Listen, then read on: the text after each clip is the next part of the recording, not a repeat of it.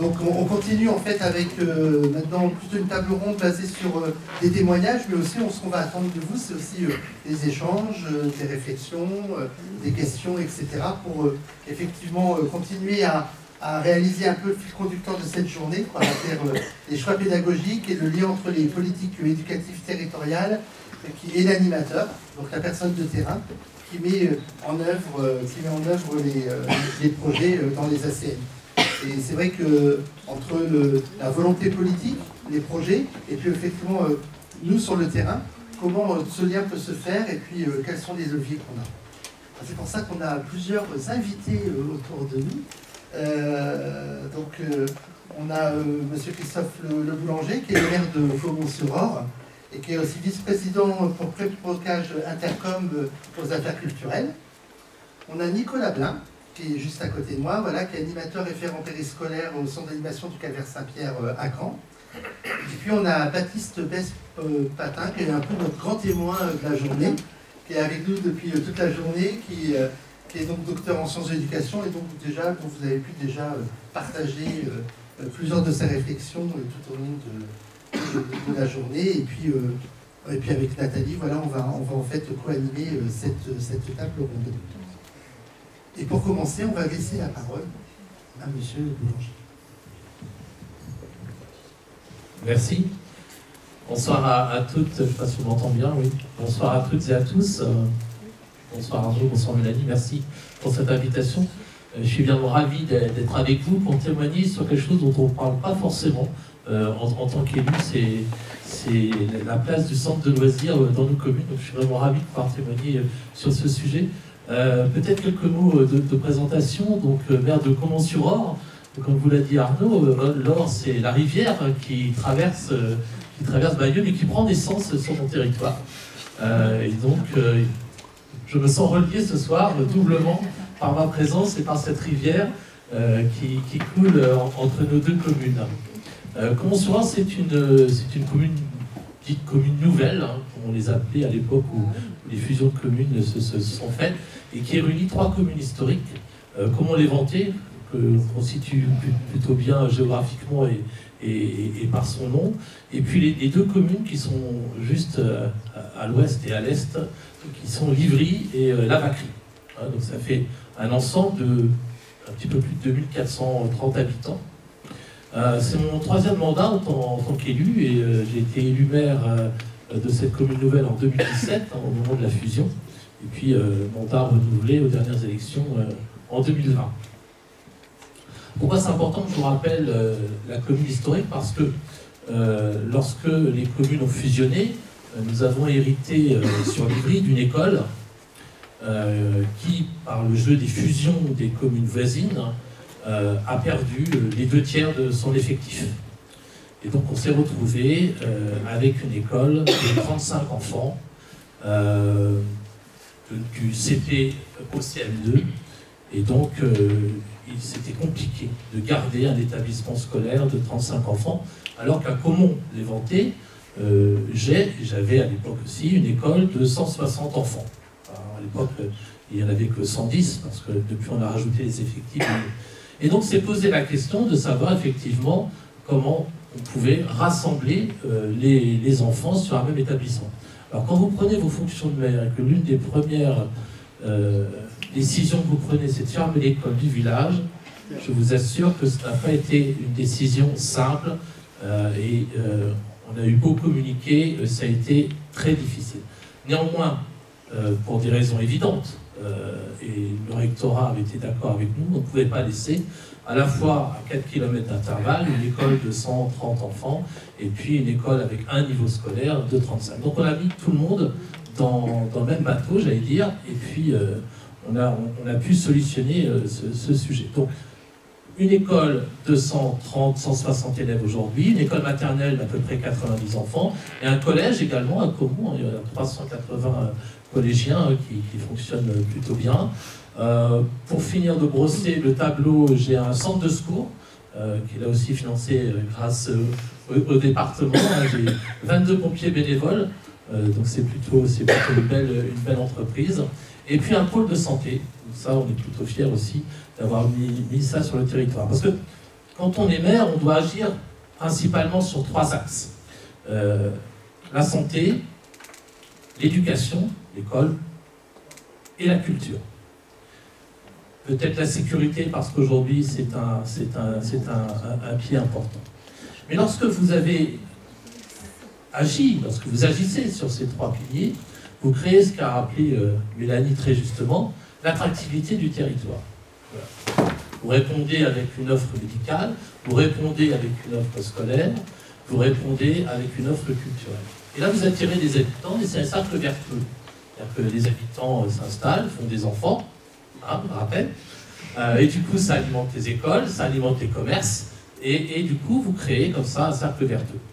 Alors, par ironie, j'irais même pousser le bouchon un peu plus loin, puisque j'ai sur ma commune un EHPAD de 115 lits, donc vous pouvez finalement traverser toute votre vie en autonomie et sur la commune. C'est important d'avoir ça à l'esprit parce que, et Arnaud l'a rappelé très, très justement, l'enfant qui va grandir dans la commune, c'est ce même enfant qui va parcourir toute sa journée avec des intervenants très différents. Le matin, c'est la garderie, après c'est l'école, le midi, c'est la cantine, et puis après l'école, c'est encore la garderie, et puis quand il est en vacances, c'est le centre de loisirs. Et tout ça fait que l'enfant, il passe d'un lieu à un autre, et avec des intervenants différents. Et la difficulté, en tant qu'élu, et pas qu'en tant qu'élu, les parents sont intéressés, et tous les acteurs sont intéressés, c'est d'offrir effectivement une continuité à l'enfant, et surtout des repères.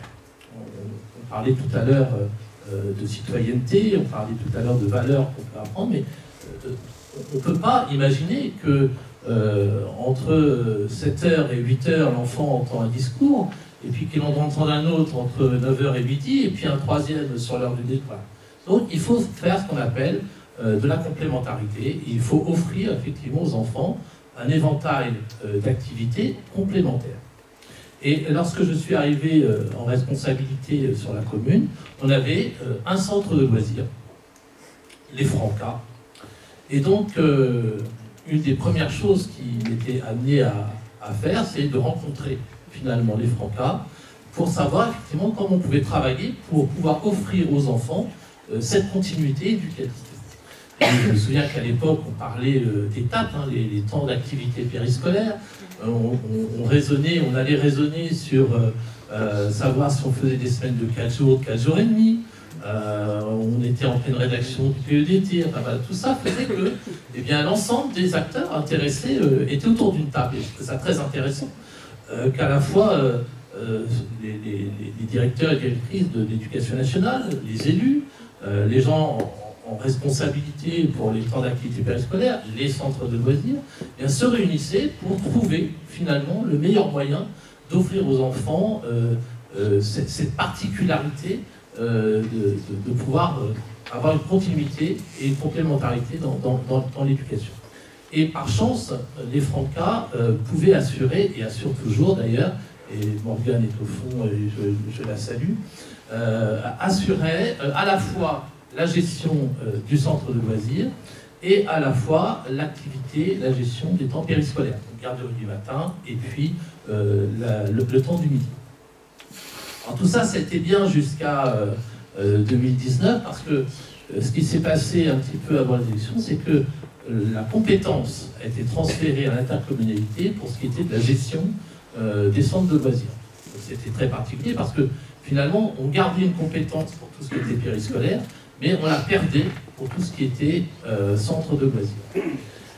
Mais la commune n'est pas une commune comme les autres, j'aime à le répéter, nous avons malgré tout offert aux Francas, au centre de loisirs, une opportunité d'un développement qui, je l'espère, sera non pas comme celui de Bayeux, mais en tous les cas, rentrera dans une lignée et sur ce modèle. Puisque, et je vous ai fait en introduction de présentation de la commune en disant qu'on avait perdu, finalement fermé une école sur Livry, eh bien, nous réattribuons aujourd'hui les locaux de l'ancienne école de Livry pour créer in situ le centre de loisirs de la commune et du territoire. Et pourquoi c'est important, en dehors du fait qu'avoir un lieu dédié, c'est toujours mieux pour les enfants, c'est qu'actuellement, comme dans beaucoup de communes, le centre de loisirs occupe les locaux de l'école, sur les temps où il n'y a pas d'école, les vacances et le mercredi. Alors c'est très pratique parce que finalement on utilise les mêmes locaux, donc ça fait une gestion économe, je dirais, du patrimoine communal, mais ça crée malgré tout des contraintes. C'est-à-dire que si tous les vacances passées ou le mercredi passé, il faut tout ranger, il faut tout faire le ménage, puis la fois d'après, il faut tout reprendre. Donc c'est difficile d'engager des actions sur du moyen terme, du long terme pour les animateurs, parce qu'ils savent que le soir même, il faut tout ranger, par exemple.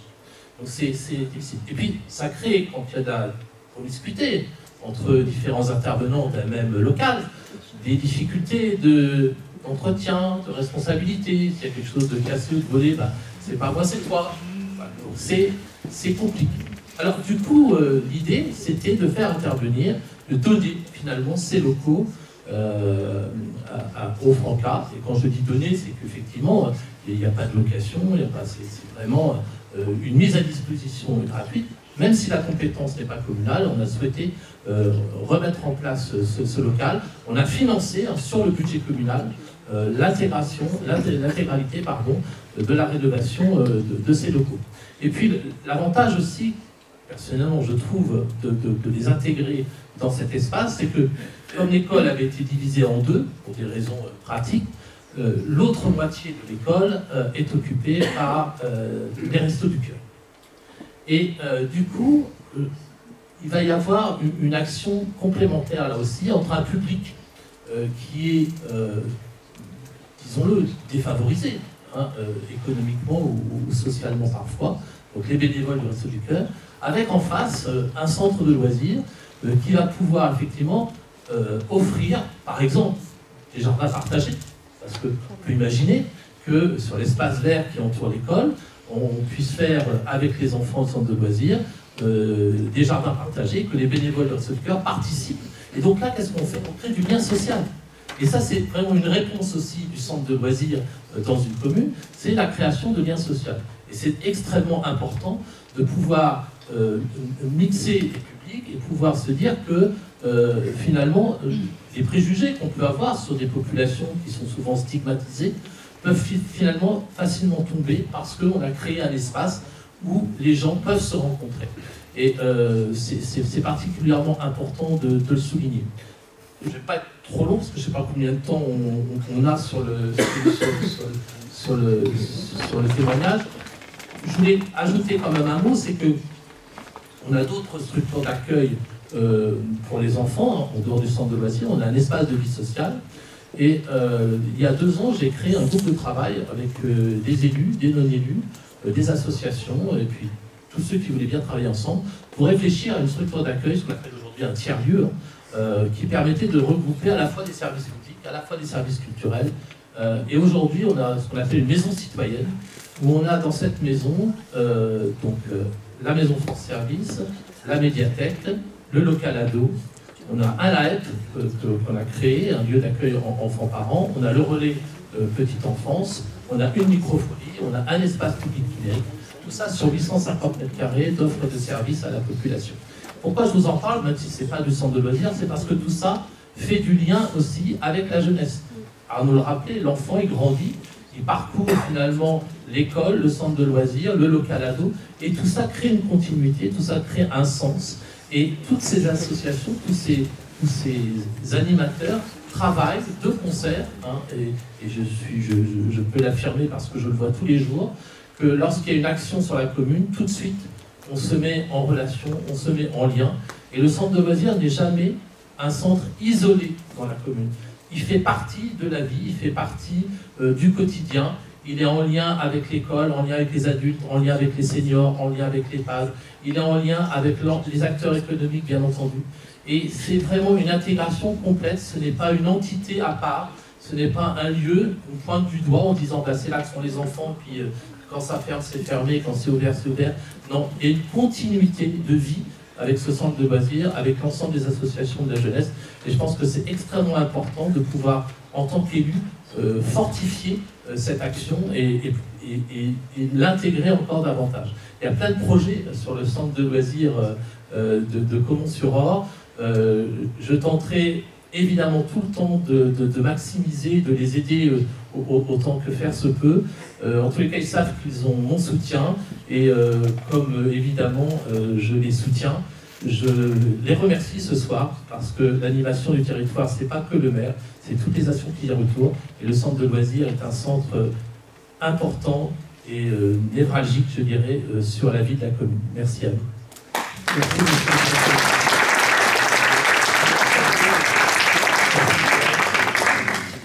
C'est intéressant dans votre témoignage, alors on pourra peut-être en discuter tout à l'heure après quand on fera le débat, mais c'est aussi on parle pas tellement plus de continuité, mais maintenant de complémentarité éducative, et je trouve que ce volet est important, et puis aussi de l'utilité sociale en fait.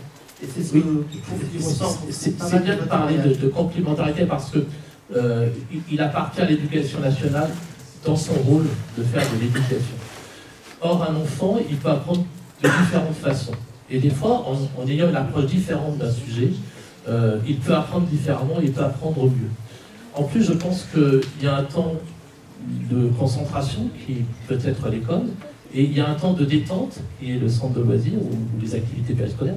Et pour autant, l'enfant, il continue d'apprendre. Il apprend différemment. Et il apprend aussi avec ses camarades de manière différente. Et cette complémentarité, elle n'est pas tant sur le sujet que sur la forme aussi. Ça, c'est important de l'avoir en tête. Merci bien.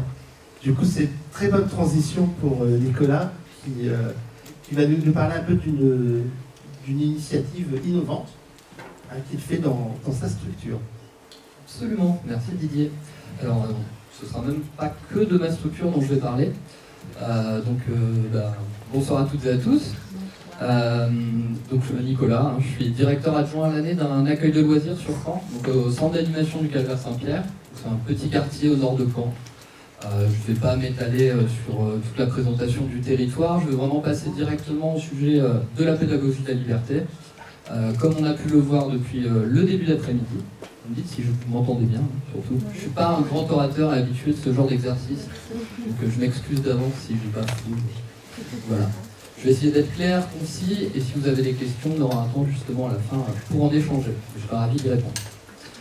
Donc, le contexte de cette expérimentation qu'on a menée nous au centre d'animation du Calvaire Saint-Pierre autour de la pédagogie de la liberté, c'est né du souhait de nos directeurs, d'un réseau de directeurs des MJC Centre d'animation de Caen. Donc, maintenant, ça s'appelle Pop-Up, je ne sais pas si vous avez pu en entendre parler. Donc, voilà, nos directeurs ont posé une réflexion sur comment améliorer l'accueil des enfants dans nos accueils collectifs de mineurs.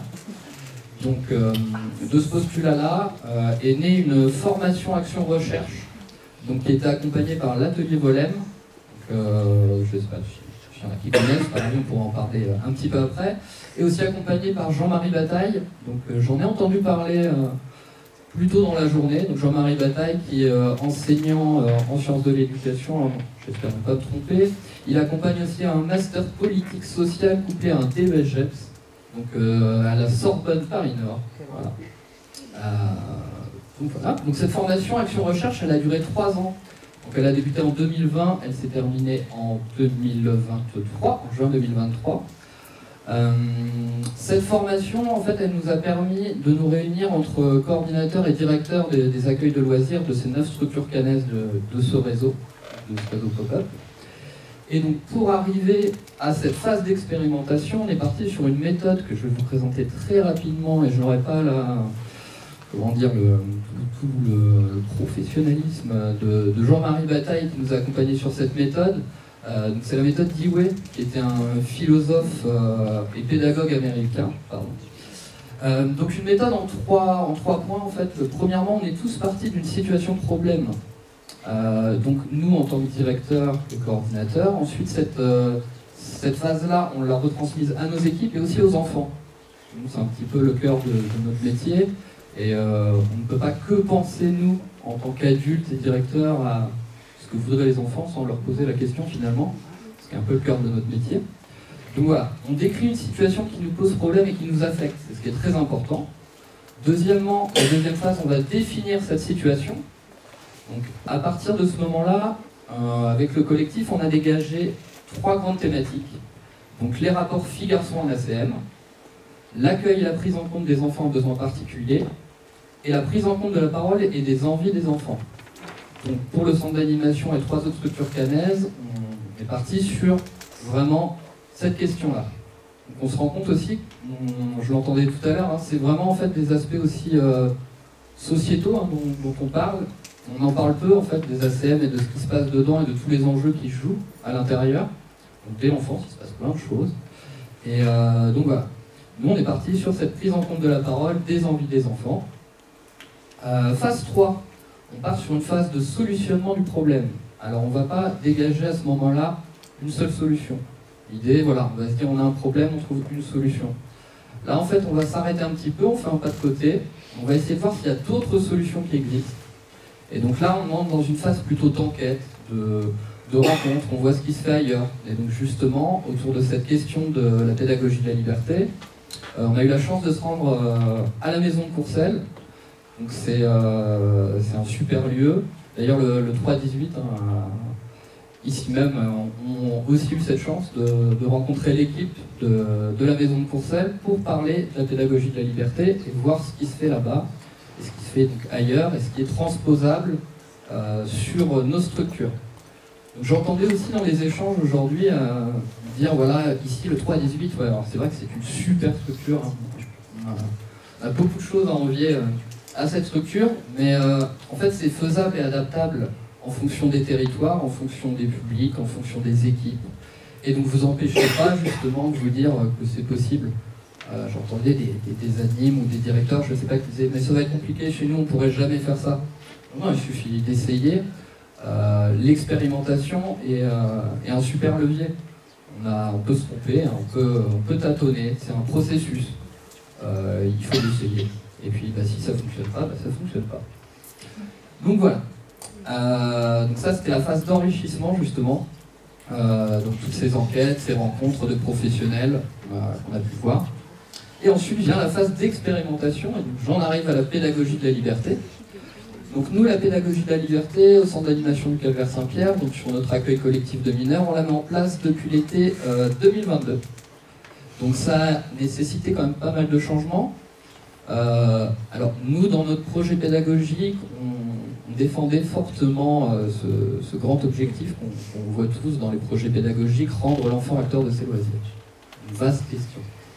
En fait, on est parti du postulat que on se disait beaucoup, voilà, rendre acteur, c'est laisser le choix entre ça et ça. Et puis les enfants, où ils votent, où ils vont dire, moi je vais faire ça, je vais faire ça.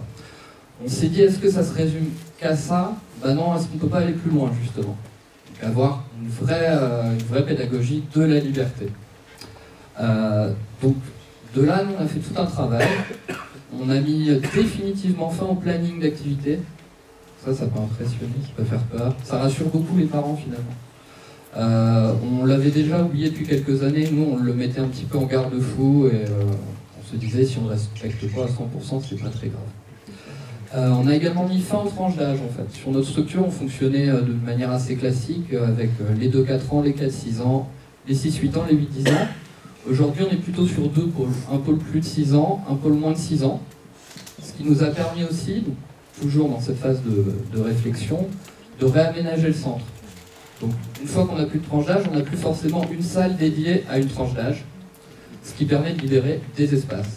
Et ces espaces, comme on a pu le voir en arrivant tout à l'heure pour celles et ceux qui étaient présents dès le début d'après-midi, des espaces qu'on peut thématiser, qu'on peut adapter. Et donc c'est ce qu'on a fait, ce qui marche plutôt bien. Donc réaménagement des locaux, création d'espaces dédiés et amovibles, ce qui permet aussi de faire tourner aussi les espaces en fonction des périodes et des moments de nos accueils. J'y viendrai un peu plus tard, mais on n'est pas encore au top. Hein. On est toujours dans l'expérimentation, donc il y a des périodes où on ne met pas du tout encore en place ce projet-là, notamment les mercredis. Un gros travail autour de la communication aux familles. Voilà, ça fait peur de dire En fait, il n'y a pas de planning. Qu'est-ce qu'il va faire, mon enfant? Et en plus, il va pouvoir circuler tout seul dans les locaux. Mais vous vous rendez compte, vous ne savez pas où il est. Donc voilà, il a fallu communiquer vraiment sur comment ça se met en place. Pédagogie de la liberté, ça ne veut pas dire on est juste là et on... Enfin voilà, il n'y a rien. Il y a tout de même un cadre, hein, on l'a vu. Il y a des outils, beaucoup d'outils. D'ailleurs, on a fait beaucoup de création d'outils avant de démarrer. Vous l'avez vu aussi tout à l'heure, les petites étiquettes qu'on plaçait dans les maisons pour se positionner sur les ateliers. C'est un système qui peut être utilisé justement pour savoir où sont les enfants, sur quelle activité ils veulent se positionner. Voilà. Ça marche pas toujours, on l'a vu, hein, même nous adultes, tout à l'heure, on est parti de salle en salle. Voilà. Mais après, c'est le jeu aussi. Mais c'est un bon garde-fou.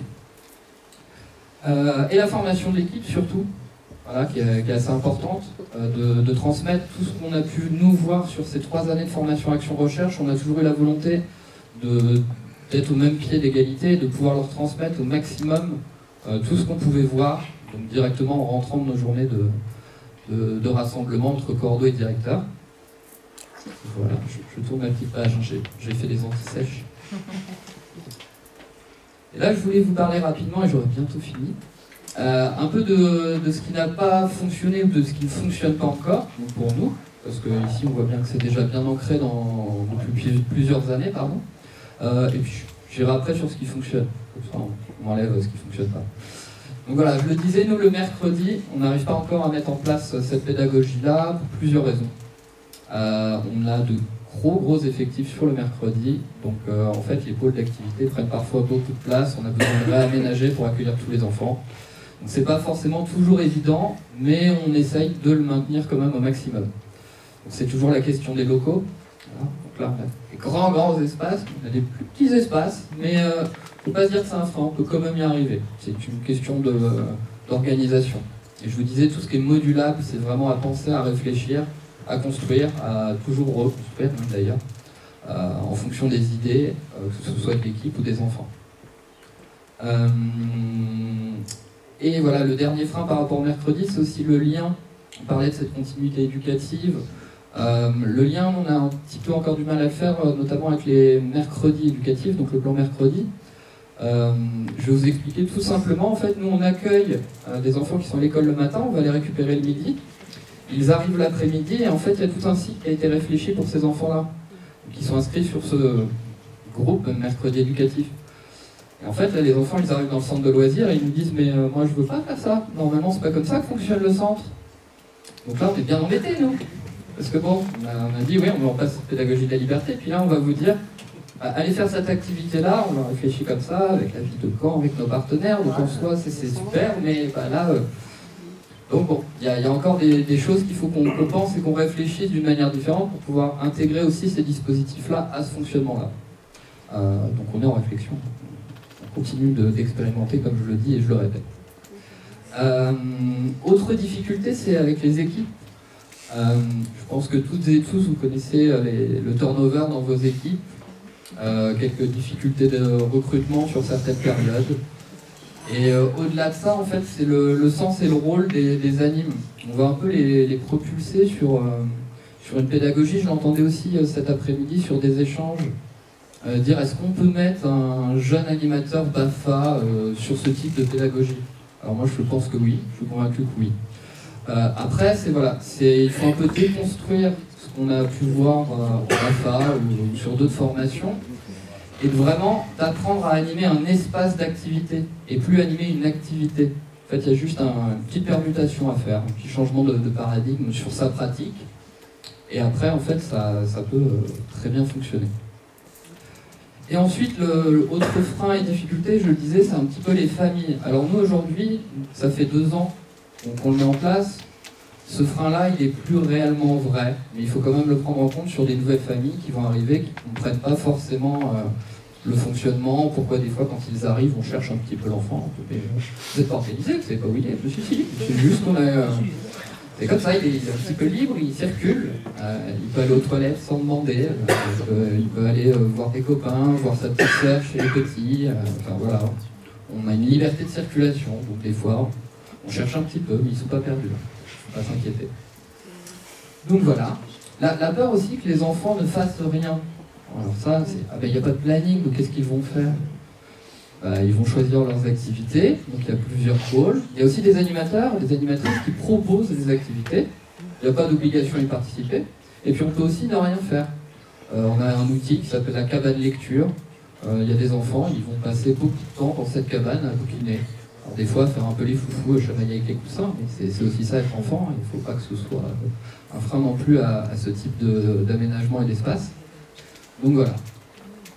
Les leviers, et depuis 2 ans, on se rend compte que cette pédagogie elle est bénéfique pour les enfants déjà en priorité, c'est un petit peu comme je le disais, notre cœur de cible. Ils s'y retrouvent assez facilement. Le changement il n'a pas été trop brutal dans le fonctionnement. C'est des éponges aussi, les enfants ils arrivent vite à rentrer dans ces nouveaux fonctionnements-là. À part justement, j'en parlais aussi ce matin, des petits mécanismes qu'ils ont encore sur est-ce que je peux aller aux toilettes, qu'on peut avoir à l'école notamment, alors que je dis oui, je me dis je vais aux toilettes, et l'enfant va aux toilettes, je sais où tu es comme ça si tu me le dis, et tu vas pas me demander l'autorisation, surtout que c'est un besoin naturel, un besoin très important d'aller aux toilettes, donc, des petites choses comme ça.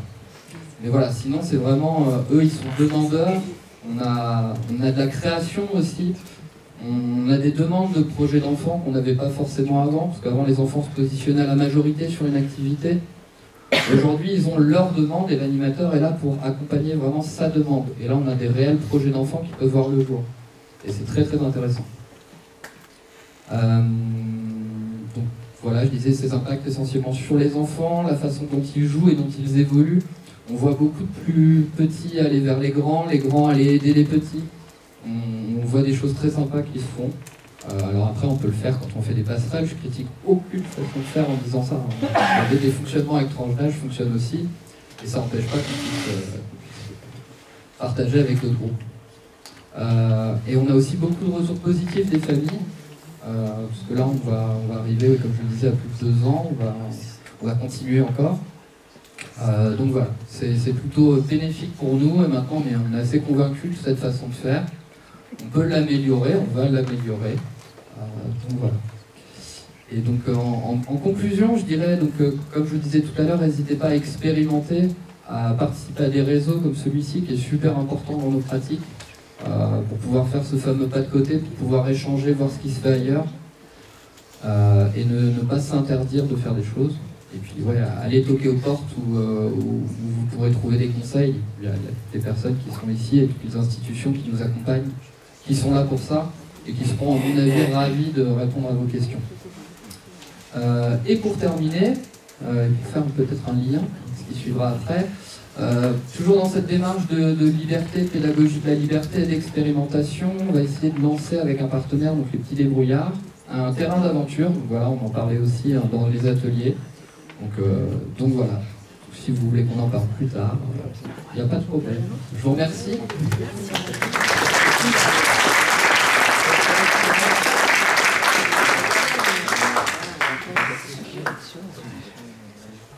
Merci Nicolas pour ton témoignage qui était très précis, très clair sur la pédagogie de la liberté et vous inciter aussi à expérimenter dans vos accueils. On va laisser maintenant la parole à Baptiste Besse-Patin, donc docteur en sciences de l'éducation, qui a été observateur aussi tout au long de la journée et qui fera du lien aussi avec, qui fera écho à ce que Nicolas a pu décrire dans son expérience de terrain. Merci beaucoup.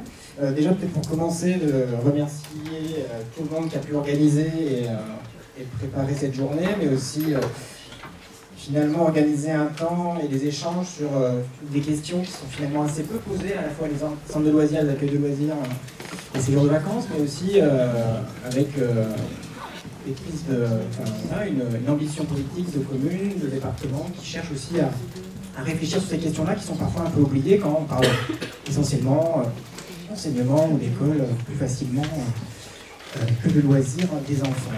Pour dire 2 mots, je travaille à l'Université Paris 13, Sorbonne Paris Nord, donc il y a beaucoup de Sorbonne à Paris maintenant, dans un petit laboratoire qui s'appelle Experis, qui s'intéresse essentiellement aux enfants, au point de vue des enfants et à tout ce qui se passe en dehors de l'école.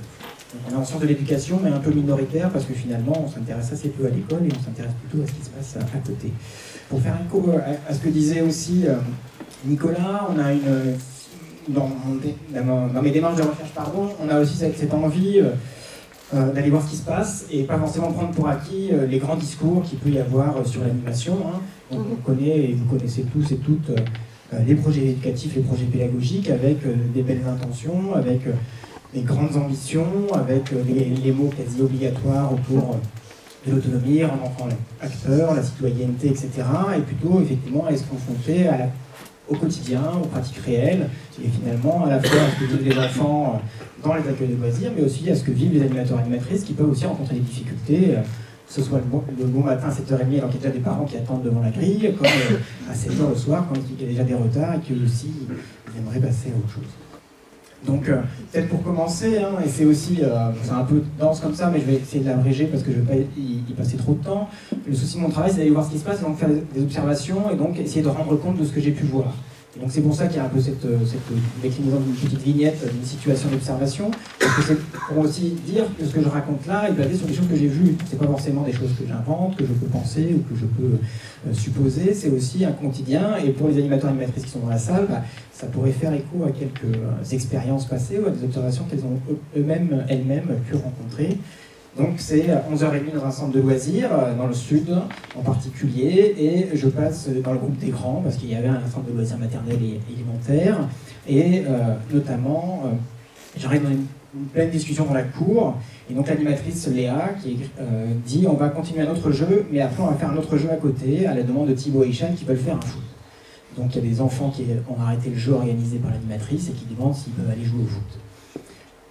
Donc Léa n'est pas forcément d'accord, elle renchérit en considérant qu'il n'y a pas le temps pour ça, et rajoute qu'après temps calme, peut-être, c'est pas impossible, mais ce matin ce n'est pas au programme. Carole, sa collègue, enchaîne avec la proposition d'une tomate pour les éliminer de l'autre jeu, la balle nommée.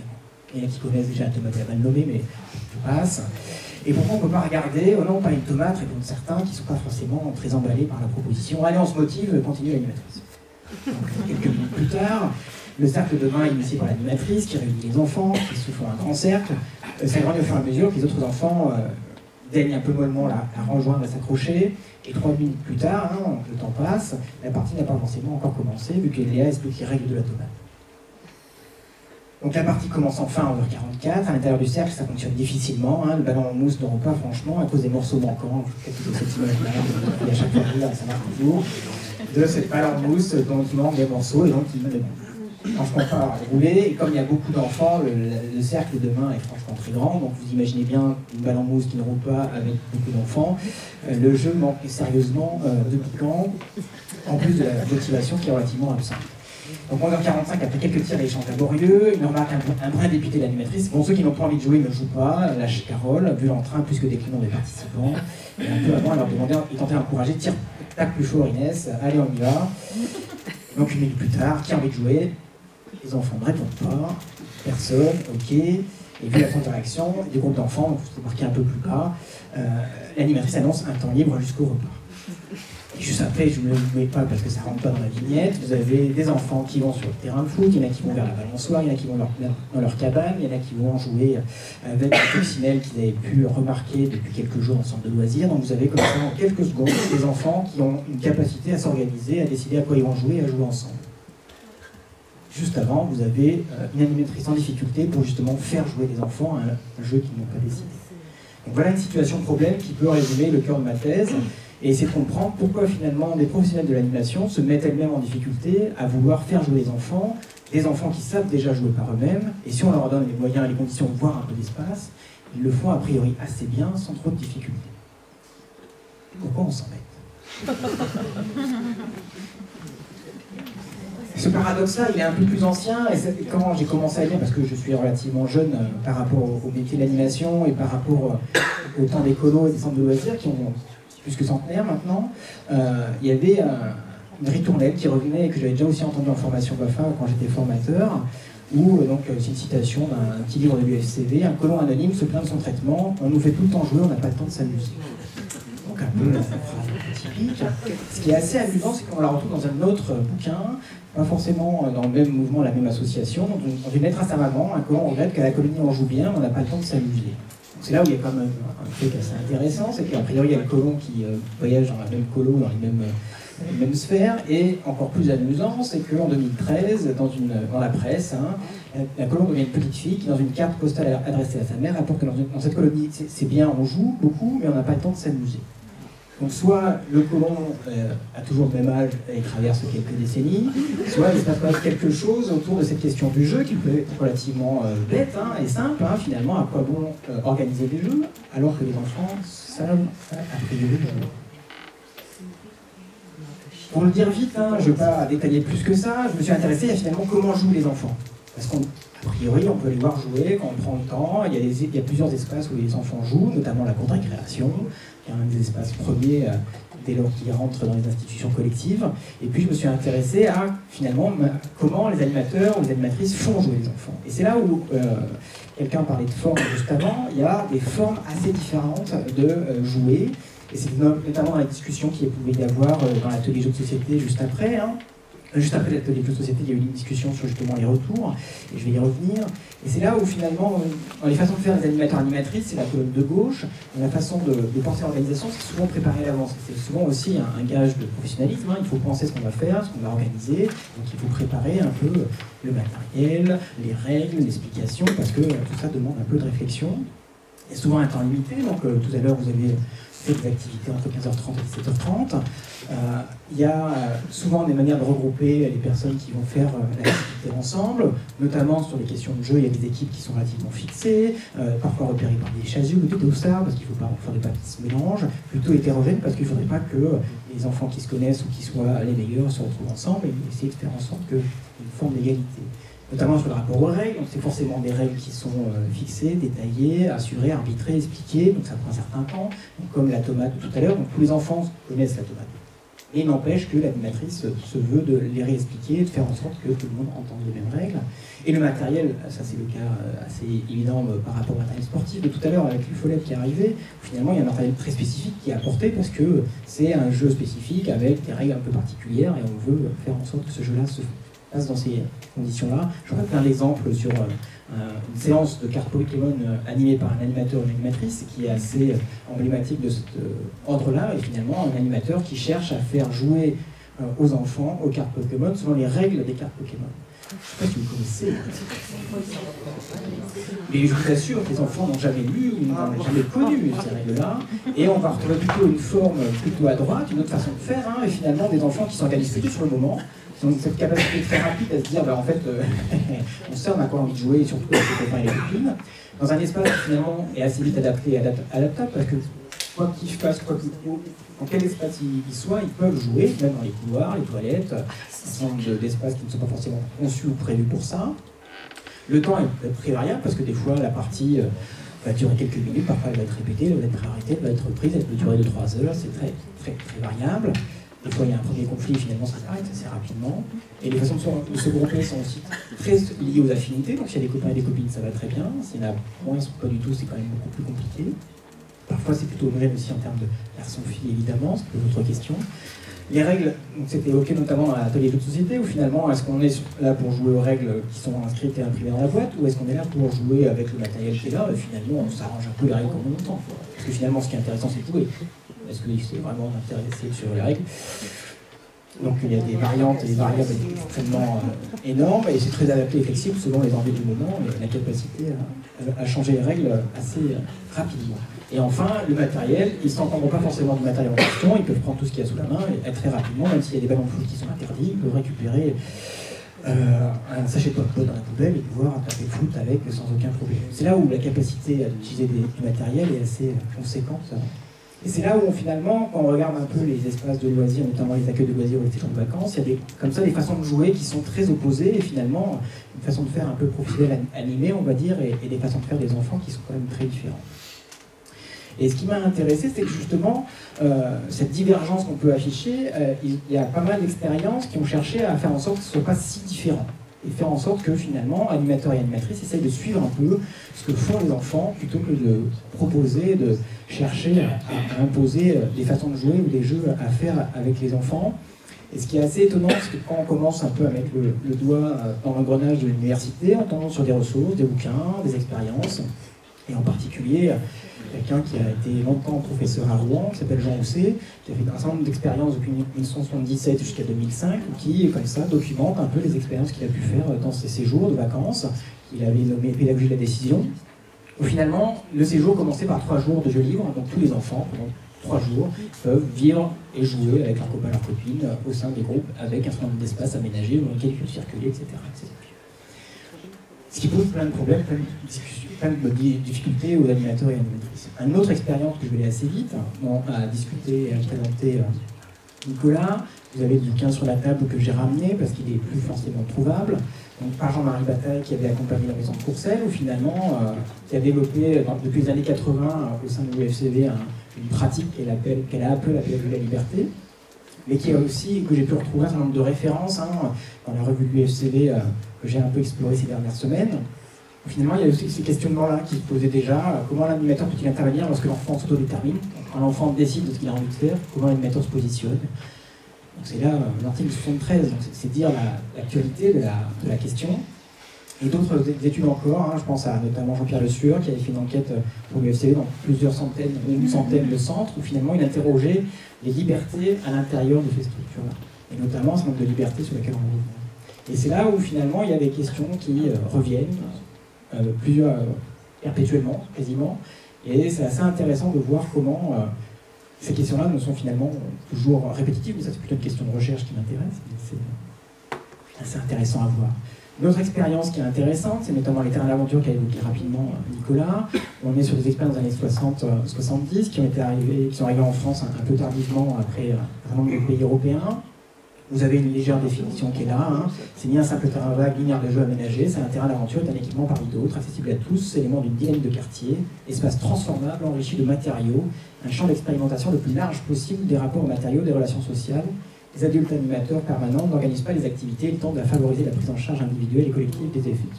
Différents aspects de la vie du terrain. Vous avez là une photo de rangée en particulier. Vous avez une petite fille qui joue avec une roue de vélo et un bout de bois. Alors, vous imaginez ce que vous voulez imaginer derrière. On ne peut pas savoir à quoi elle joue précisément en tant que telle, mais on peut imaginer qu'elle est à la barre d'un bateau si on veut. Et grosso modo, un terrain d'aventure repose sur un stock de matériaux, quelques outils et au moins 3 principes sur le principe de la libre activité. Donc les enfants peuvent décider de ce qu'ils ont envie de faire.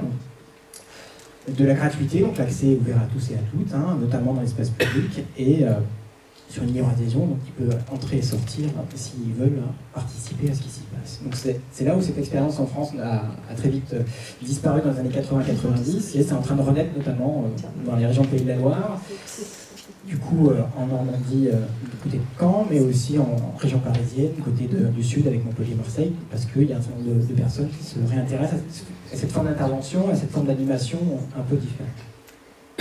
Notre expérience, c'est la boîte à jouer. Je vais vous montrer une petite vidéo où on retrouve des principes assez similaires sur lesquels je ne vais pas m'étendre, mais vous avez une somme de matériaux qui ne sont pas forcément des jeux et des jouets, donc qui sont des éléments récupérés, recyclables, donc qui sont des pièces détachées. Donc vous avez un peu de tout. Vous avez la photo de la boîte en question. Et derrière, vous avez cette boîte qui est posée dans une cour de récréation, qui est ouverte pendant la pause méridienne, et les enfants peuvent aller piocher dedans pour en faire ce qu'ils ont envie d'en faire. Vous en avez 2 photos. Rapidement, je vous en montre une petite vidéo, un extrait de quelques secondes. Donc, je vais vous demander qu'est-ce que fait l'enfant à droite, par exemple, selon vous. Donc, qui a récupéré des claviers, des bouts de mousse, qui est sur un banc dans la cour et qui passe des coups de téléphone. Alors, c'est pas de la radio. Mais tu te d'enregistrement. Non plus. Ah, standard international. Presque un standard international. Il est en train de boursicoter. Il fait très l'heure. Et à gauche, vous avez une autre situation un peu plus complexe, avec beaucoup plus d'enfants qui se sont organisés ensemble. Donc imaginez la complexité aussi de se mettre d'accord sur les rôles qu'on va faire, comment on va jouer ensemble. Donc c'est là aussi, si on parlait de citoyenneté tout à l'heure, comment les enfants s'accordent pour faire en sorte que chacun a son rôle, sur comment on va jouer, quel matériel on va utiliser, etc. Il y a un certain nombre de choses qui se passent entre eux qui est assez phénoménal. Et a priori, il y aurait peu ou pas d'animatrices qui auraient pu penser à ce qu'elles auraient joué, parce que pendant ce temps-là, vous avez 200 enfants dans la cour qui peuvent jouer à différents jeux et dans différents espaces. Donc vous avez un certain nombre de massages à gauche. Vous avez en bas à gauche en particulier, si j'ai ma souris, vous avez là la secrétaire qui prend les rendez-vous avec la file d'attente, et vous avez un certain nombre de masseuses et de masseurs avec un certain nombre de lits qui sont posés là, avec des outils pour masser les uns des autres. Donc des fois ça donne des choses assez amusantes. Je vais vous montrer une petite vidéo parce que c'est assez curieux à voir. Ah, si je vous mets la vidéo c'est mieux. Alors la question, alors on n'a jamais réussi à le trouver, hein. Vous avez un petit bout d'enfant qui passe. Et on se demandait bien à quoi il pouvait bien jouer. Et vous avez après, vous pouvez voir l'ensemble de la cour, hein, mais vous avez un peu cette situation-là. Vous avez une multitude de pratiques. C'est une bête, un tic au milieu de la cour, avec des animateurs et animatrices qui essaient de suivre un peu tout ce qui se passe. Vous avez des cabanes, vous avez des coins pour se cacher, vous avez des relatives bagarres avec des tuyaux, et vous avez cette étrange bête sur un site qui reste sur place.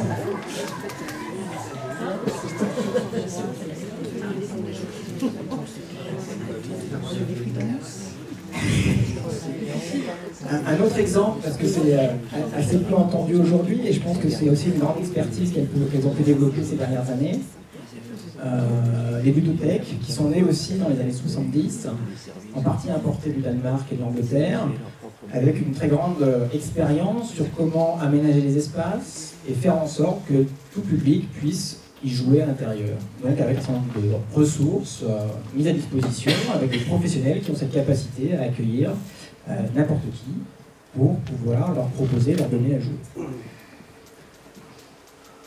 Vous avez aussi, et notamment je l'ai glissé sur la table, un livre qui est sorti récemment, en 2021, qui s'appelle Vers une pédagogie d'engagement, ou qui raconte les expériences des centres sociaux de la Vienne, qui se sont mis en expérimentation, un peu comme ça s'est passé à Caen, pour essayer de transformer la modalité de fonctionnement de leur centre de loisirs et faire en sorte que ça devienne un ALSH émancipateur.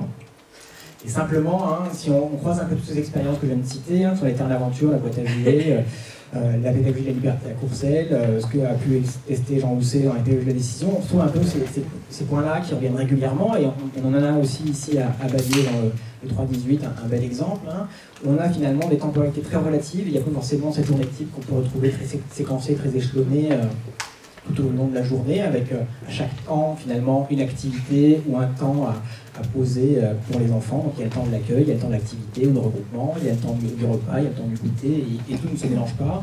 On peut retrouver des temporalités beaucoup plus souples et beaucoup plus parallèles.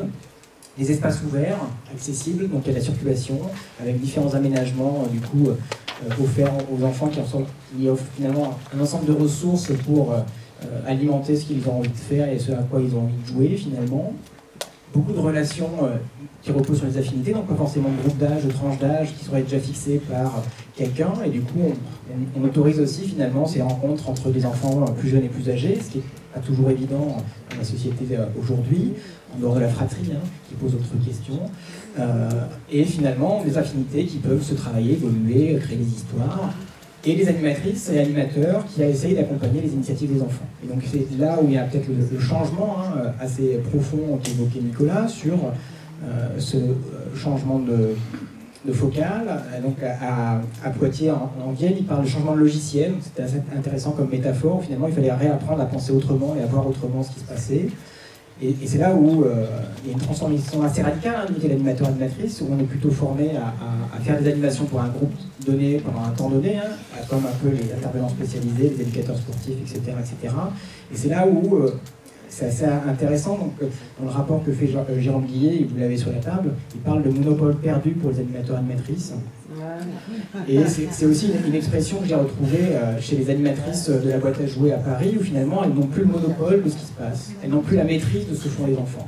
Et accepter cette perte de maîtrise est quelque chose d'assez important pour changer de pratique pédagogique, mais aussi quelque chose de très dur à réaliser, parce que c'est pas si évident que ça, quand on nous a appris à maîtriser à la fois le temps, l'espace, le matériel, le groupe, de manière un peu permanente. Donc, accepter de ne pas maîtriser ce qui se passe, c'est quelque chose d'assez puissant et difficile. Et peut-être aussi un point qu'on pourra discuter peut-être, cette forte ressemblance de cette forme-là, quelque part, avec le temps libre du centre de loisirs, parce que finalement dans le centre de loisirs il y a aussi des temps libres qui ont cette forme-là, mais aussi avec la récréation finalement. Parce que le monde de la récréation à l'école, c'est aussi cette image-là qu'on peut avoir, les affinités qui se retrouvent, un espace qui est plus ou moins grand, aménagé, quelques ressources en tous les cas avec lesquelles ils peuvent jouer, et pas forcément d'animateurs et animatrices pour leur dire à quoi jouer. Et finalement, ce qui est aussi intéressant, c'est que ce n'est pas une question d'âge, parce qu'il y a des expériences, notamment à Bayeux, où on voit bien des jeunes enfants qui peuvent aussi se déplacer, décider de ce quoi ils ont envie de faire, avec qui ils veulent être, etc., etc. Comme on voit des crèches chez Pichler-Lozzi, comme on voit un certain nombre d'expériences en Italie ou en Espagne, où il y a des pédagogies qui offrent dès la petite enfance ces questions-là et ces possibilités-là. Donc c'est pas forcément une question de capacité des enfants, ce que je voulais dire. Ça pose plein de questions. Et je vous les partage, parce que je n'ai pas forcément la réponse, mais après ça pourra faire peut-être écho à des choses que vous posez, puis on pourra toujours en discuter. Comment valoriser ce qui se passe dans ces moments-là, finalement. Ces moments où les animateurs et animatrices ne maîtrisent plus, et où les enfants s'initient, jouent entre eux. Comment être animatrice ou animateur dans ce contexte sans faire des animations. Dans les formations, ce que je disais, certification et métiers reposent sur des projets d'activité, etc., etc. Comment intégrer et réaliser des activités encadrées si d'autres propositions sont possibles. J'ai plein de situations d'exemples où les animatrices proposent des activités et se retrouvent seules parce que les enfants préfèrent jouer entre elles ou entre eux, plus loin, à côté, etc. etc. Et qu'adviendrait-il, si la journée entière suivait ce format accueil libre, quelque part? Une sorte de récréation permanente, une sorte de temps libre permanent? Est-ce que ça pourrait être associé à l'image un peu péjorative de la garderie, où finalement les animateurs et animatrices seraient là juste en position de retrait et les enfants vivraient entre eux un certain nombre de pratiques de jeu en particulier? Est-ce qu'on considère ça encore comme éducatif? Question très ouverte. Est-ce que finalement la récréation est éducative? Est-ce que le temps libre, tel qu'on le pense aujourd'hui, est éducatif? Et forcément, la question qui revient et qui peut revenir sur qu'en penseraient les autres professionnels de l'éducation de l'enfant, les parents et les institutions de tutelle. Et c'est là où on voit bien les tensions dans lesquelles les ACM, notamment les centres de loisirs, accueil de loisirs ou les séjours, sont prises. Donc je ne vais pas les lister, c'est un peu long, mais à la fois, il y a les points de vue des enfants, les attentes des enfants, qui veulent pouvoir jouer avec leurs copains et leurs copines. Donc là, j'ai 40 ans d'enquête qui le démontrent, je ne vais pas m'étendre là-dessus, mais depuis 40 ans, on pose la question d'enfants, ils veulent jouer avec leurs copains et leurs copines. Donc on peut répondre à cette attente relativement facilement, ça peut être une forme de pédagogie qu'on peut mettre en place, et ça répond à leur attente. Qu'attendent les parents à côté, qui sont aussi une autre demande, peut-être un peu différente. On a aussi un certain nombre d'intentions, d'attentes, des responsables et organisateurs de leur projet éducatif et pédagogique, il faut aussi articuler avec tout ça. On a aussi tous ces dispositifs, périscolaires mais pas que, entre les tape-nappes ou les plans mercredi ou les vacances apprenantes, avec les colonies apprenantes ou les centres de loisirs de buissonniers et d'autres. Et aussi un certain nombre de dispositifs qui appellent aussi, comme l'évoquait Nicolas, à une forme de structuration, avec des interventions, avec des objectifs, avec un parcours, des cycles qui invitent aussi à inscrire les enfants dans une forme de progression. Et cette question qui revient sur la continuité éducative, alors est-ce qu'elle est liée comme référent à la forme scolaire, une forme éducative particulière, et comment on juge la qualité éducative, et est-ce qu'on pourrait juger ces formes de pratique comme de qualité? Et c'est là où finalement, ce que je pense comprendre, ce que je crois comprendre, c'est que le centre de loisirs est un peu dans une position ambiguë et complexe, et il essaie de créer un compromis un peu entre tout ça. Et c'est ce que j'ai marqué un peu là, qui émerge une forme d'organisation semi-formelle. C'est pas tout à fait du loisir, c'est pas tout à fait de l'éducation scolaire, c'est un peu des deux.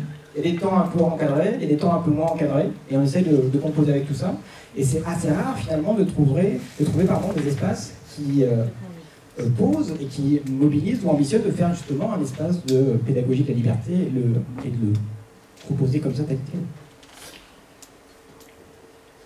Une autre question qui m'a été posée, d'évoquer, et c'est là aussi ce que je discutais avec quelques-uns dans la journée, c'est finalement comment trouver la spécificité du centre de loisirs ou du séjour de vacances parmi tout le paysage des institutions de l'enfance. Donc c'est un schéma un peu illisible comme ça.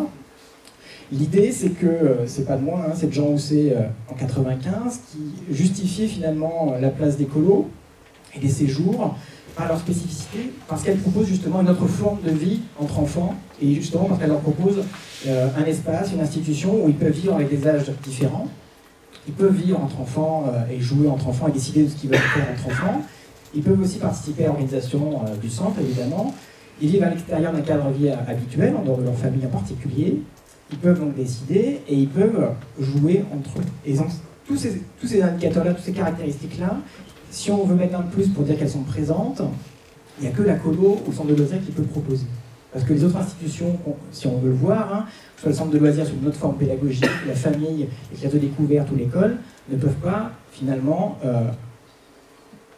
accepter ou avoir ces critères-là présents, dans le sens où si les enfants décidaient ce qu'ils faisaient à l'école, peut-être qu'ils passeraient toute leur journée dans la récréation. Et on pourrait imaginer une autre façon de faire école, mais c'est d'autres pédagogies et d'autres projets. Donc finalement, peut-être que la spécificité du centre de loisirs ou du séjour de vacances pourrait proposer justement une pédagogie différente et du coup spécifique qui permettrait aux enfants, dans leur parcours de vie et dans le parcours entre toutes les institutions, de vivre autre chose, justement, quelque part, cette fameuse complémentarité, parce que différent de ce qu'ils vivent ailleurs. Donc, des dernières perspectives, dernière question, que pour résumer, finalement, et c'est aussi une proposition, est-ce qu'on peut finalement reconnaître la qualité et l'utilité sociale de l'animation parce qu'elle propose des pédagogies différentes de ce qui se passe ailleurs pour les enfants? Donc, une pédagogie de liberté, des terrains d'aventure, des boîtes à jouer, etc., etc. Quelque part, assumer une forme de discontinuité avec l'école, parce que finalement, une façon de se faire reconnaître, c'est aussi de proposer quelque chose de différent de ce que fait l'école ou d'autres institutions. Et quelque part, retrouver un peu cette volonté, cette ambition, c'est un temps de loisirs et de vacances. Donc finalement, peut-être que les enfants ont aussi envie de vivre un temps de loisirs et de vacances, sans forcément y avoir des activités avec des visées éducatives programmées et formalisées dans ce sens-là. Et après, c'est toute l'ambition et toute la difficulté, peut-être. Comment on pense ce qui est éducatif, et est-ce qu'on pense toujours en référent de ce qui est éducatif, le modèle scolaire? Est-ce qu'on peut imaginer que l'éducatif, c'est autre chose que ce que propose l'école au sens large? Juste pour faire un dernier tour et m'arrêter là, quand on sort des frontières françaises, il se passe plein de choses. Et donc en Suisse notamment, vous avez au moins 40 ans d'histoire de l'animation et 40 ans d'histoire de l'accueil libre. C'est devenu une institution, c'est reconnu, et c'est justement reconnu parce que c'est différent de ce qui peut se passer dans les autres institutions. Quand on demande à des enseignantes allemandes comment elles perçoivent l'école maternelle française, elles se demandent mais à quel moment ils jouent. Et quand on demande à des enseignantes françaises comment elles perçoivent le préscolaire allemand, elles se demandent mais pourquoi ils font que travailler, à quel moment ils travaillent, pardon, effectivement. Donc c'est là où la perception de ce qui est éducatif est très variable aussi selon les situations, les sociétés et nos perceptions. Et peut-être que c'est là aussi une proposition. Si à un moment donné, on a un territoire qui définit collectivement que ce qui est éducatif, c'est aussi la pédagogie de la liberté, on peut aussi assumer que ça peut être une proposition de qualité pour les enfants. Peut-être que c'est là aussi l'avantage de ces logiques un peu territoriales de l'éducation, des partenariats qui peuvent se définir. On peut aussi décider collectivement que, à Bayeux, au 3-18, il se passe des choses différentes et qu'il y a aussi une valeur importante qui peut être aussi considérée comme négative. Mais ça, c'est qu'une proposition à discuter. Merci beaucoup.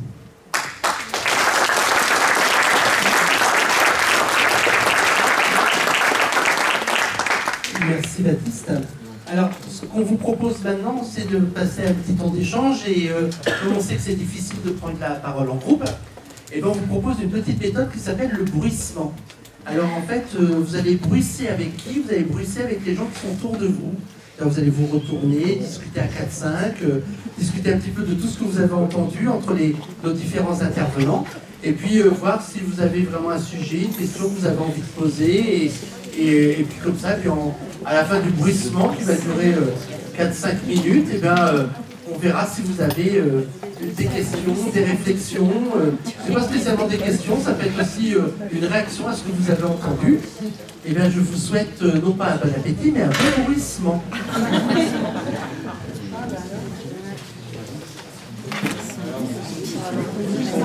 Bon, voilà, n'hésitez pas à vous retourner pour bruisser. Voilà.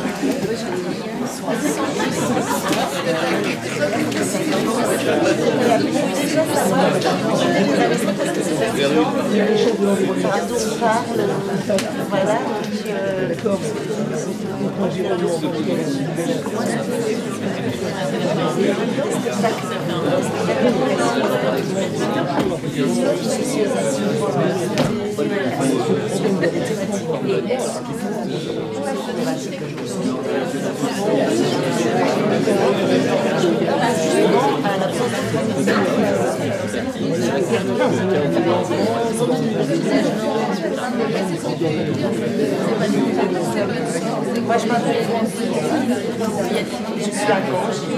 C'est deux structures.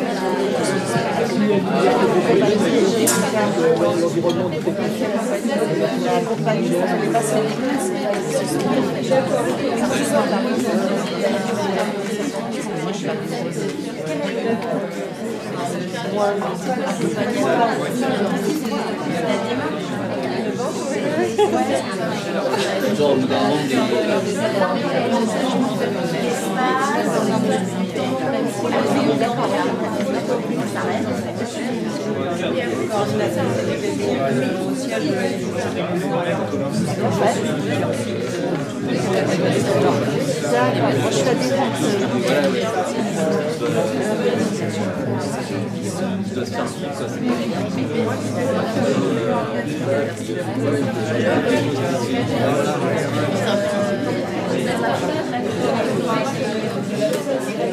Vous avez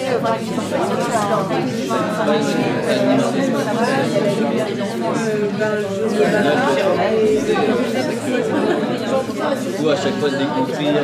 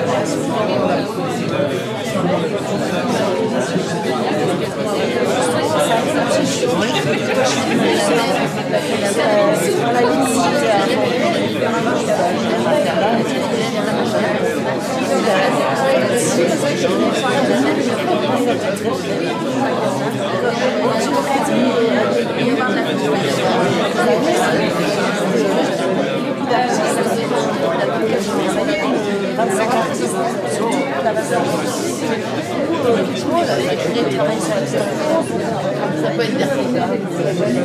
C'est chiant, mais ça peut être bien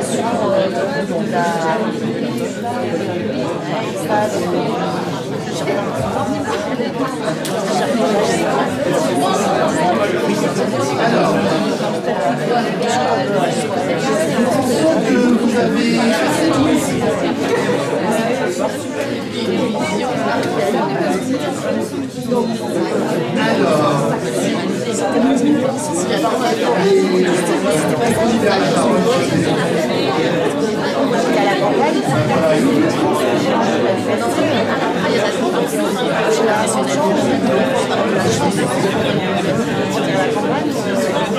Bien, ben, messieurs, là, on va peut-être récolter un petit peu le fruit de vos réflexions. Il y a un micro ici. N'hésitez pas à prendre la parole. Vous avez bruissé ensemble. Peut-être que vous avez identifié des remarques, des avis, des questions. Ben, voilà, on veut bien récolter votre parole. Alors, y a-t-il des questions, des remarques, des choses que vous voulez partager? Ah!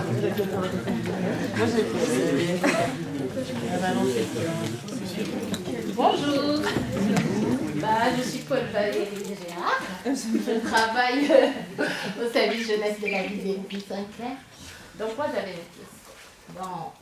Vous m'entendez? Oui. Voilà. Donc on s'est concerté. Et donc nous on voulait savoir quelle était la différence entre l'autonomie du coup et la liberté en fait. Parce que l'autonomie, on la travaille déjà et tout. Et quelle est la différence justement avec la liberté? Selon cette réponse.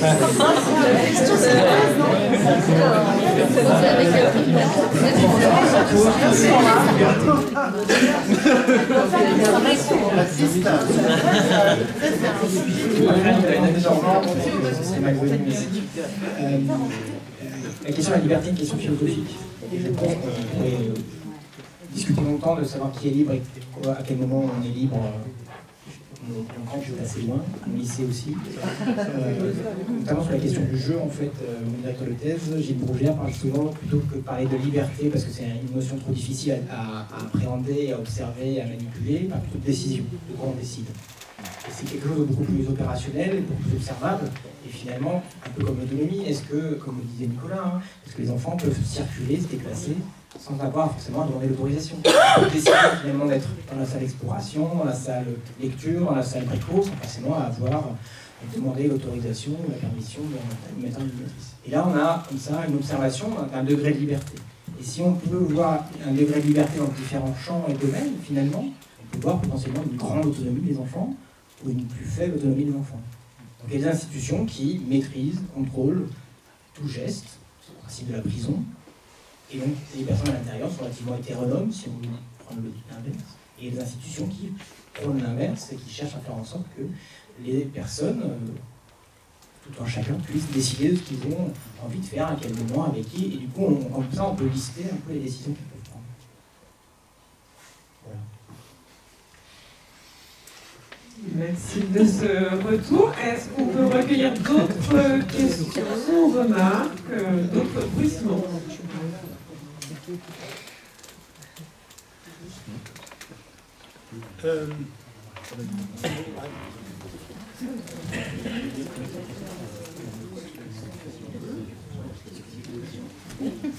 Pardon.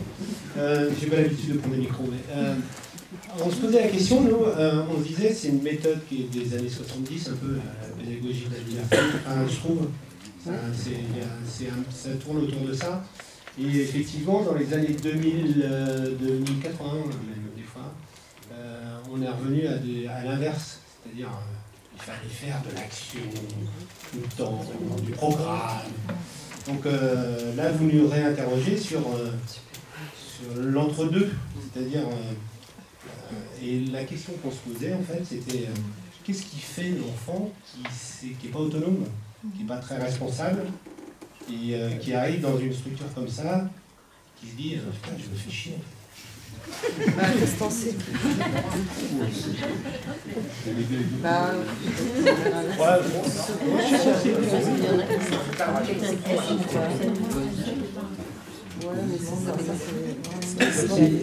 Pour répondre, pour avoir été animateur notamment à Courcelles, et pour avoir observé notamment les enfants et les séjours à Courcelles, il y a toujours un espace où on voit les enfants qui s'ennuient effectivement et qui ne savent pas quoi faire parce qu'ils n'ont pas forcément de copains copines. Et en fait, ce qui est assez intéressant, c'est que dans la mesure où les autres enfants sont déjà pris dans des activités, des pratiques, dans la salle bricolage, dans les jeux, etc., il y a en fait beaucoup d'animateurs et animatrices disponibles qui peuvent finalement se rapprocher de ces enfants-là. Et du coup, prendre le temps de discuter avec eux, comment ça va, qu'est-ce que tu aimes bien faire chez toi, est-ce que tu as une histoire dans ta chambre, il y a eu un truc qui s'est mal passé, etc. Et du coup, de fil en aiguille, en se déplaçant, on voyant l'autre faire des choses, il se raccroche finalement à une envie du moment, ou simplement aller en cuisine, faire à manger pour le midi, et finalement, au fil en aiguille, il va reprendre quelque chose. Et donc c'est là où finalement les enfants qui sont déjà quelque part autonomes, ils libèrent de la disponibilité pour les animateurs et animatrices, pour les autres qui ne le sont pas tout à fait, ou qui vivent un moment un peu creux.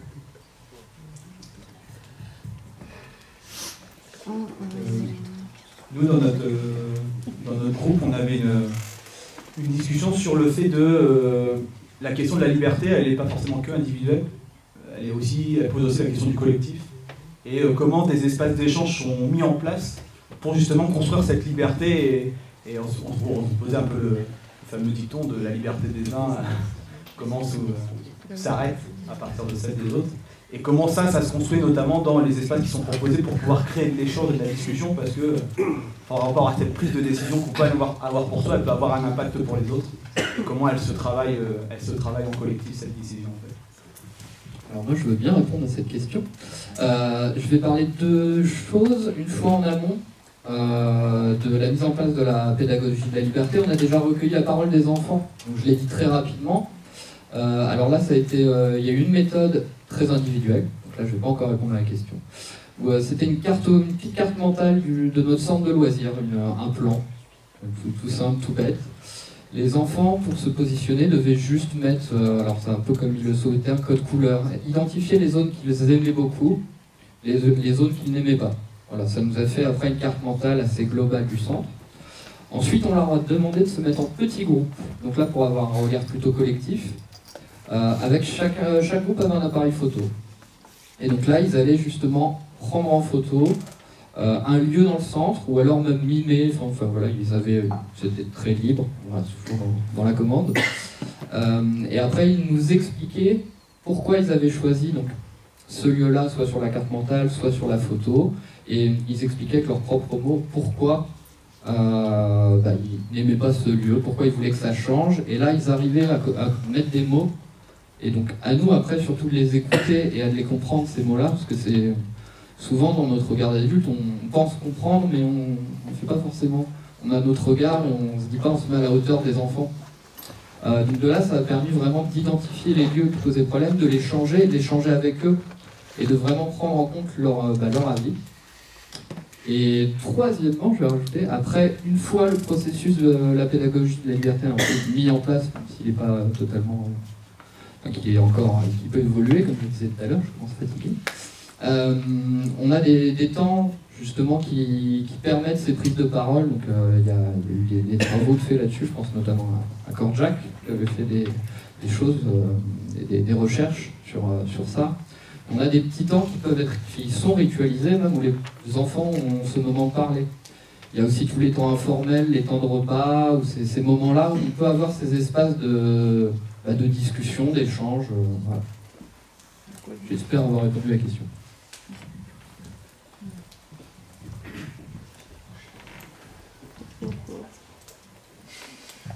Alors moi j'ai une question sur la place de l'animateur. On nous apprend en fait tout l'inverse avec que ce soit en BAFA ou BPGEPS, on nous apprend de faire des fiches d'animation précises avec moi personnellement dans le sport, donc c'est des fiches séances, avec critères de réalisation, critères de réussite, objectifs précis. Et en fait je me demande la place de l'animateur dans des activités dites libres comme ça. Si on laisse plus part au temps libre, comment l'animateur peut avoir sa place en fait finalement. Et qu'est-ce qui différencie ça de simple surveillance ou encadrement c'est sur ça que je me questionne.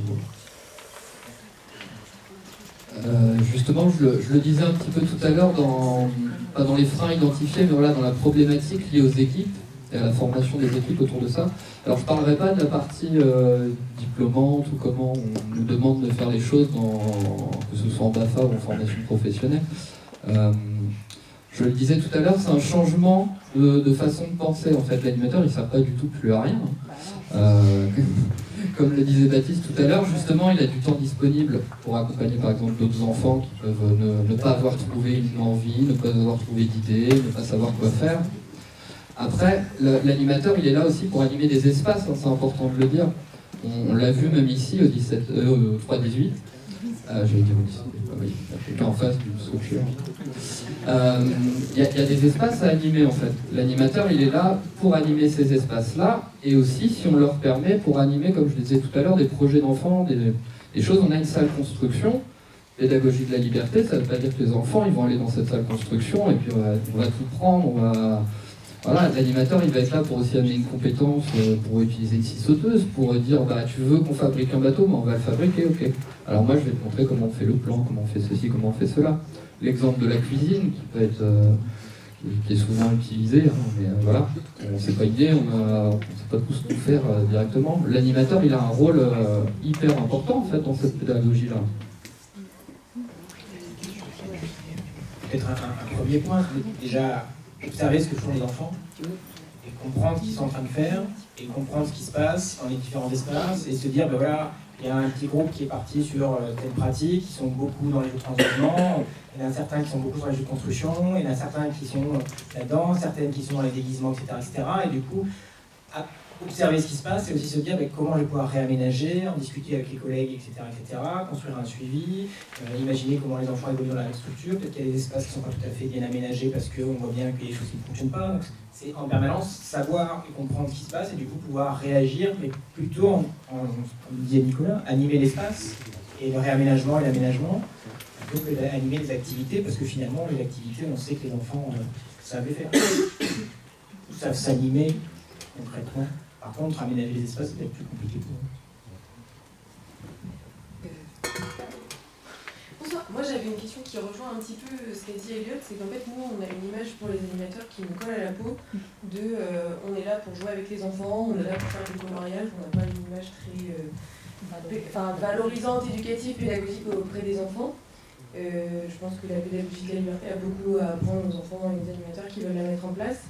Sauf que cette image me colle déjà avec le système actuel et comment on pourrait travailler pour que cette image ne soit pas empirée, entre guillemets, avec le modèle de la pédagogie.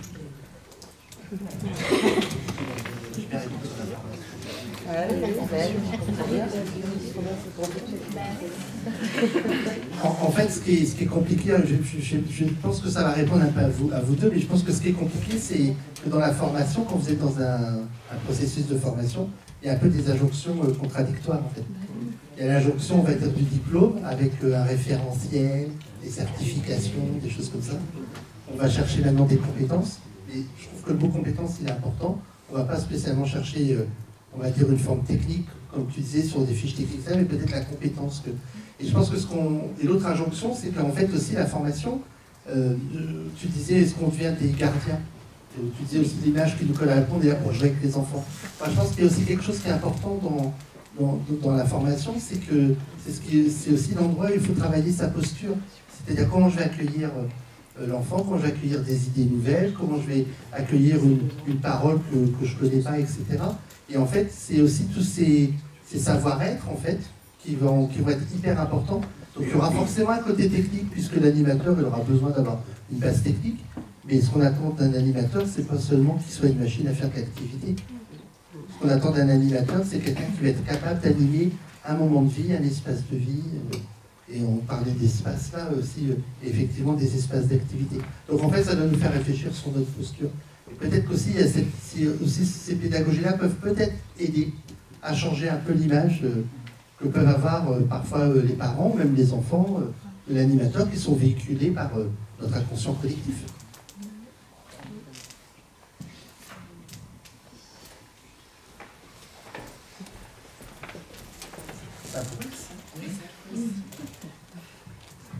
Bonsoir, je suis directrice d'école, donc on a une problématique c'est les temps du midi, les périscolaires.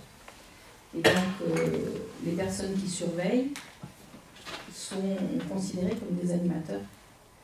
Et on voulait savoir exactement, parce qu'on est deux directrices, on voulait savoir comment est-ce qu'elles peuvent, parce qu'elles ont quand même la contrainte de la surveillance, qui doit mettre en sécurité les enfants. Donc on avait discuté de faire des propositions, qu'elles fassent des propositions, mais elles ne sont pas formées, elles se disent pas formées. Et donc, en fait, des fois, quand il pleut, les enfants sont sous le préau, et puis ils attendent que la pluie arrête, quoi. Donc, on trouve des enfants à des piles, des moments calmes. Est-ce qu'il y a un moyen, on a discuté, il y a des formations qui sont prévues, il y en a quelques-unes qui ont fait des formations, mais c'est quand même 2 heures. Alors, le temps de la cantine n'est pas un moment calme non plus, les enfants sont pas très vite. Et donc, en fait, si on parle effectivement de pédagogie de la liberté, il faut aussi que ce personnel-là soit, formé et puis aussi se sentent d'attaque à faire ce genre de choses. Parce que on peut proposer, il y a des personnes qui se sentent, nous on a une personne qui se sent, qui dit voilà, je vous propose de jouer à ça, vous jouez pas. Donc elle peut organiser. Il y a d'autres personnes qui sont, alors je ne sais pas si c'est l'âge, je ne sais pas si c'est le vécu, mais en ce moment, et c'est sur toutes les directions, le temps du midi est vraiment un problème particulier au niveau de l'animation. C'est pour apporter des réponses. Oui, moi je pour dire la directeur préscolaire. Alors, je suis désolée, ça me choque tellement ce que vous venez de dire. Donc moi, je suis directrice périscolaire à Louis Saint-Clair sur l'école Célestin Freinet. Et on est déclaré en ACM. Donc voilà, le temps périscolaire, accueil du matin, accueil du midi. Nous, on ne dit pas garderie. Garderie, c'est le lieu, parce que historiquement, il est appelé comme ça, et que tout le monde le connaît sous ce nom-là. Mais accueil du matin, accueil du midi, accueil du soir, on a une équipe de 20 animateurs. C'est pas facile parce que c'est des temps courts, parce qu'il y a le temps du repas, il y a beaucoup d'enfants. Nous, voilà, on a 240 enfants, enfin à part, je crois qu'il y a 20 enfants qui ne mangent pas les cantines chez nous, j'ai 80 enfants. En temps d'accueil du soir, j'ai un peu centre de loisirs. Et les animateurs... on a le même taux d'encadrement on a 50% d'animateurs diplômés BAFA ou équivalent et 25, voilà, on a 20% maximum de non-formés. C'est très dur d'ailleurs, le recrutement c'est compliqué. Donc c'est vrai qu'il y a beaucoup, il y a aussi des adultes d'enfance, moi j'ai des étudiants en sciences de l'éduc, des étudiants STAPS, enfin voilà, on recrute, j'ai moitié d'animateurs professionnels, moitié d'animateurs étudiants, on va dire, donc qui tournent tous les ans. Et en fait, on fait alors effectivement des activités encadrées parce qu'il y a une question d'espace, avoir les 160 en même temps dans la course, c'est pas possible. On a des contraintes d'espace et de temps et de logistique pour le repas. Donc il y a des activités proposées et pas imposées aux enfants, par contre sur la libre inscription. Et il y a des pôles sur la cour d'animation organisés par les animateurs. Et ils sont avec les enfants d'accompagnement. Après, parfois il y a des jeux libres, parfois les animateurs jouent avec eux, c'est les enfants en demande. Et des fois on fait des grands jeux aussi, ça peut se prendre, mais on sort de l'école, quand le beau temps arrive, on va sur les espaces verts, on va faire des photos, on va faire des vélos géants. Enfin, on fait des trucs, quoi. Enfin, on fait plein de choses, des projets. Après, nous, on a la chance à Freinet d'être en cohérence éducative avec l'équipe enseignante. Parce que c'est vraiment le projet d'école. C'est pas pareil. Hein. Bah oui, voilà. Freinet, moi j'y étais, oui, ça n'a rien à voir avec non, mais après, pratique, moi je travaille pour l'UNCMT en dérogation de service pour la ville d'Hérouville. On est 10 écoles, mes collègues ils travaillent aussi sur le temps périscolaire avec même si moi j'ai la particularité Freinet où c'est vrai qu'on a ce côté aussi liberté, parce que les enfants sur le temps scolaire sont déjà très donc on peut faire des choses, peut-être un peu plus des projets, un peu plus concertés, on va dire, c'est très appréciable. Mais néanmoins, mes collègues sur les autres écoles font aussi de l'animation comme ils peuvent faire le mercredi ou les vacances, sous une autre forme, parce qu'effectivement, il y a des contraintes d'espace et de nom. Mais en tout cas, avec des animateurs formés, motivés. Après, ça dépend du recrutement, du coaching. Je suis désolée que ça te choque, mais on est une école. C'est possible, ce que je veux dire, c'est que c'est possible. Oui, mais je dis pas que c'est pas possible. C'est pas ça. C'est justement là, c'est en lien avec l'intercommunalité. Là, on y travaille. Mais c'est sur les écoles de Bayeux et aux alentours, on se retrouve souvent avec cette problématique. Juste, excuse-moi, du coup, je voulais rebondir tant que j'ai le micro sur ce qu'on disait tout à l'heure par rapport à ce que Elliot disait sur les fiches d'activité, parce qu'on nous demande aussi, c'est vrai qu'il y a des contradictions entre les instances, ce qu'on nous demande de prouver, entre guillemets, de comment on travaille, alors que nous, on aurait envie de passer justement plus de temps sur la pédagogie que sur on a fait ça, voilà. Et puis, il y a aussi, par exemple, on a eu un contrôle CAF, là. Alors, non, mais moi, ça m'a choqué parce qu'en fait, c'était que les enfants qui étaient inscrits aux activités qui seraient, entre guillemets, considérés par, on va dire, l'attribution CAF, le nombre d'enfants en activité, alors que, comme on dit, les enfants qui sont en pôle libre, avec des animateurs sur la cour de récréation, ils sont en activité, enfin, ils font des choses hyper intéressantes, quoi. Donc, ils ne sont pas juste là tout seul dans la cour. Des fois, il y a des... Je comprends complètement ce que vous venez de dire. Et tu as raison, Corinne. C'est aujourd'hui un des sujets sur Bayer Intercom pour lequel, pour moi, on n'est pas bon. On y remédie, on y corrige, on y travaille. On a sur ces sujets-là une vraie question d'héritage. Sur le temps du midi, moi j'ai préféré qu'on commence à travailler sur le temps du repas en lui-même. Et le temps quand même qui est finalement assez court et qui demande aux enfants de pouvoir avoir, je dirais, les clés de compréhension pour passer un bon repas. Si déjà le temps du repas se passe bien, le temps d'après peut un peu mieux se passer. C'est pour ça qu'on a mis en place le jardin permacole, que les enfants cultivent ce qu'ils peuvent manger occasionnellement à la cantine. Déjà, c'est une autre approche sur le temps du repas.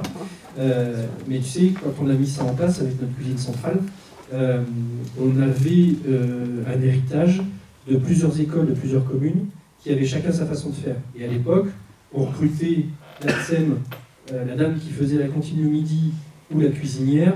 Oh, bah, elle aime bien les enfants, on la recrute, elle est pas loin, voilà. C'était 10 heures par-ci, 10 heures par-là. Aujourd'hui, ce sont des agents qui ont besoin d'être déprécarisés, ce sont des agents qui ont besoin d'être accompagnés, formés, et clairement, j'ai pas de baguette magique, sur les 80 agents qui sont concernés, bah, du jour au lendemain, tirer un trait sur tout ça.